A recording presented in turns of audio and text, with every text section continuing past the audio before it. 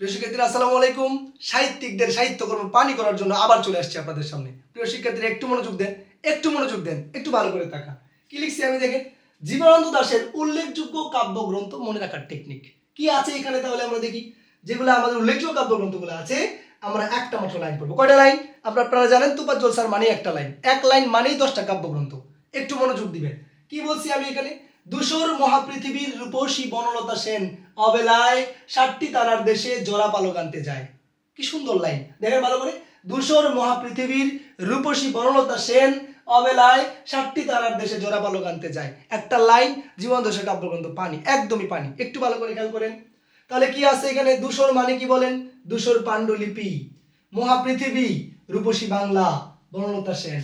অবেলায় মানে কি বলেন, বেলা অবেলা কাল বেলা, 60টি তারার তিমির জোড়া পালক। প্রিয় শিক্ষার্থীরা, আমার মনে হয় যারা এই ক্লাসটা দেখেছেন, ইনশাআল্লাহ জীবন দশা কাব্যগ্রন্থ নিয়ে আর কোনোদিনই ঝামেলা হবে না। এইরকম কাব্যগ্রন্থগুলা, উপন্যাসগুলা, নাটকগুলা সহজে মনে রাখার জন্য আমাদের পেজটাকে ফলো দিতে ভুলবেন না। অবশ্যই আমাদের পেজটা ফলো দিয়ে রাখেন, এরকম আরো সুন্দর সুন্দর ভিডিও পাবেন, কথা দিচ্ছি। ভালো থাকবেন সবাই।